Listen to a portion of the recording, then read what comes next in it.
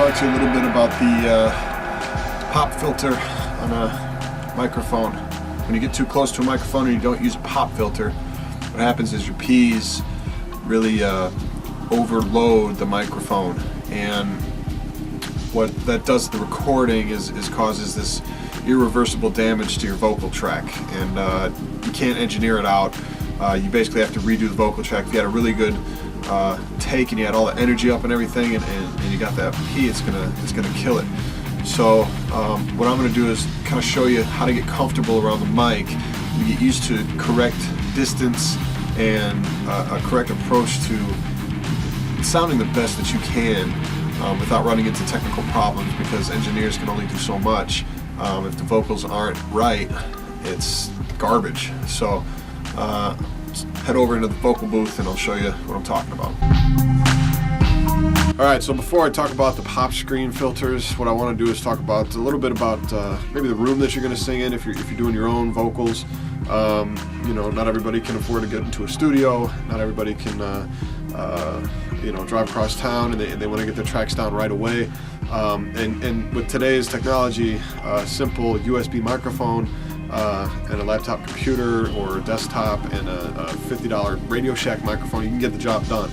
So, you know, if you're in your house and you got this idea down, you can get it on the microphone, get it into audio editing program. I'm sure there's free ones out there. And, you know, so you want to set up your room so that you deaden the sound so that you can put your effects in after, like reverb or distortion, and we'll talk about that in video 3. But basically what I have is foam. It was just out of some motherboard boxes, company I used to work for. I got lucky, and so I'm really grateful for that. But you can use something as simple as egg crates. I mean, eggs are like, what, $1 for a dozen. You can use a bunch of those, just eat a bunch of eggs, work out, get buff, whatever.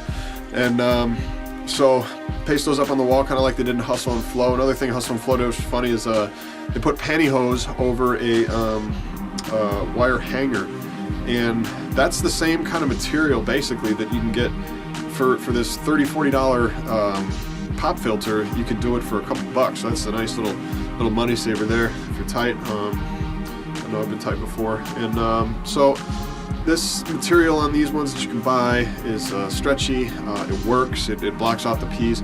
You know, as long as you're not right on top of it, you know, you have some distance between you and you have some distance between this and the microphone, you'll be all right. So this is one option, and then I tend to use the metal ones. These are $40–50 from Guitar Center or musiciansfriend.com, or you know, something, or local music store, whatever. And I like the ones that are made by Stedman. They're a little sharp on the edges, so they can cut you, so be careful. But there's you know, all sorts of nice ones out there. Just whatever, there's tons. So what I do is I take it and I'm going to mount it. There's a little screw piece here. You can see, maybe not, whatever. And I'm just going to mount it on the mic stand here, and make sure it's nice and tight. Because you don't want to move it around too much. You want it in a pretty secure position. And then they're flexible, so you can just bend them to your liking, your distance. I usually have, I don't know, about 6 inches, 4 or 6 inches. Some say, I don't know, 8, 10, 12. Experiment, you know, whatever sounds best is what you're going to use.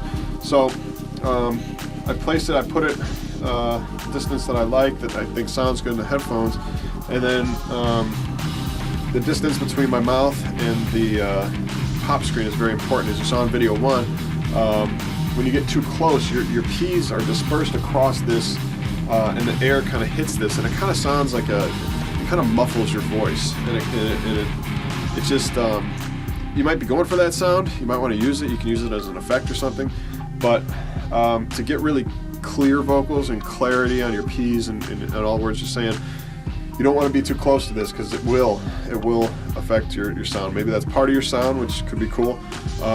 Maybe it's not, so that's something you have to account for. So anyways, experiment with distances. Once you find your distance, you want to stay in that area. If you got to mark pieces of tape on the floor, or if you're sitting in a chair, however, I tend to, when I rap or sing, I tend to stand, and a lot of times people said, you know, kind of sing up, it opens up a little bit more. I don't know.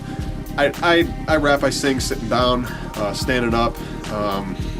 If you're a live performer, you might do it with the mic in your hand, however you do it, whatever. But whatever's going to sound best on the recording is what you want, because this is going to be your permanent, it's going to be your permanent piece that you give to somebody, and it can't be changed once you put it on a CD or put it on MP3 or something, unless you go to the studio and change it or do it on your own, whatever.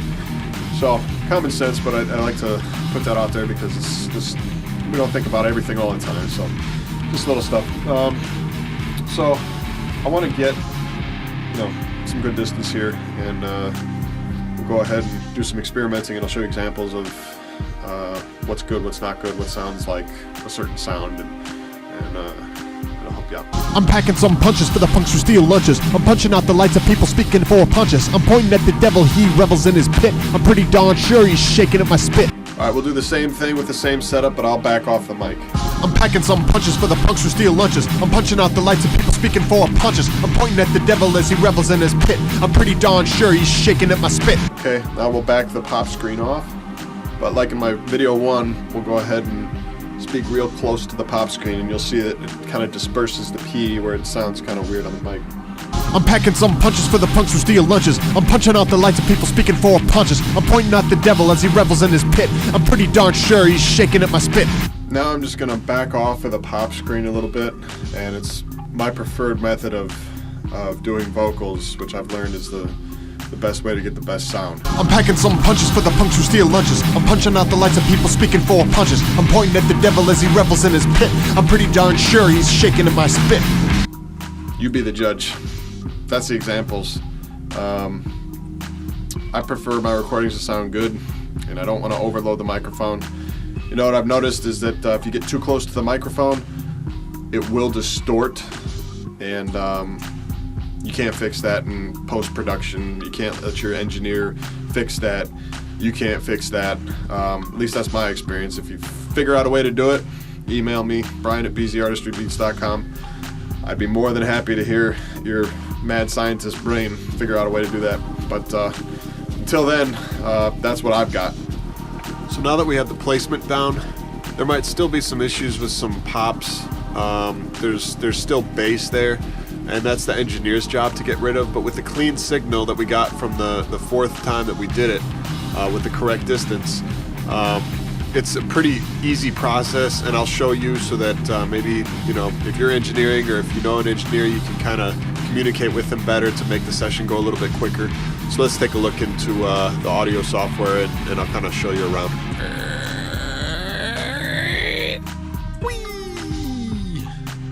Alright, that's the equalizer. We got the Diangus 109 BPM audio track. We got the vocal track right there. That's a stereo track and the vocal track. We got equalizer insert in Cubase, and many audio programs have that available. It's just an EQ. I'm packing some punches for the punks who steal lunches. I'm punching out the lights of people speaking for punches. I'm pointing at the devil as he revels in his pit. I'm pretty darn sure he's shaking at my spit. This is from the 4th example that we used. There's still some bass, like I said, so we're going to filter out some bass, just notch filter it out, or whatever you call it. I'm going to drop the lows there. It's like 35 hertz, 60 hertz, 125 hertz, whatever. I'm packing some punches for the punks who steal lunches. I'm punching out the lights of people speaking for punches. I'm pointing at the devil as he revels in his pit. I'm pretty darn sure he's shaking at my spit. Okay, sounds better. Now we're going to turn up music behind it. Increase the volume back to 0 there. And maybe turn up the vocals a little bit. Mess with that. Give it a listen.